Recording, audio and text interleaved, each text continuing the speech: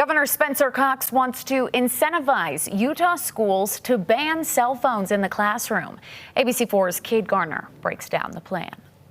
Governor Cox is asking that more than $3.5 million of the budget be allocated to creating a grant that schools can use to implement different cell phone policies. During a committee meeting today, lawmakers said that they agreed that cell phones are an issue in schools, but aren't sure that the state should be paying for those policies. Granite School District has a strict cell phone policy across its schools, so I checked in with them today to see how it's going. It is a great deal of cause of concern, the distraction that cell phones have been in our schools, and it's been a priority of the governor that we address this as a state. Dr. Rich Nye lays out the governor's concerns to lawmakers, requesting $3.7 million to incentivize schools to implement cell phone policies.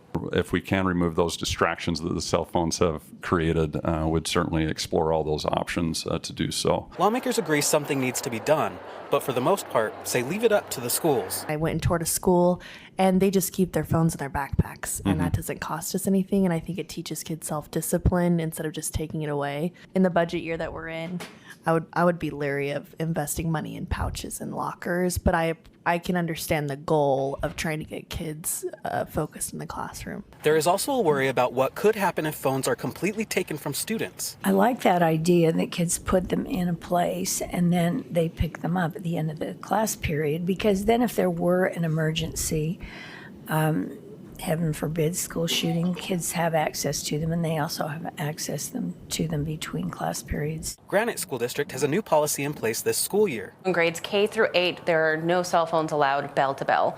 In the high schools, 9 through 12, they just can have them during passing period or during lunch, not allowed during instructional time. Andrea Stringham says Granger High is the exception. They have actually implemented the Yonder pouches. Students place their phones in a pouch that's locked with a magnet. They can unlock them at the end of school or during an emergency. The district spent $75,000 for around 3,200 pouches. We've seen a pretty big culture shift just since the beginning of the school year. Stringham says that at Granger, the high school with the cell phone pouches, they've seen improved grades and increased attendance compared to this time last year. She said they're thankful that the legislature is starting to really look at the issue that is cell phones in the classroom. Reporting from South Salt Lake, Cade Garner, ABC4 News.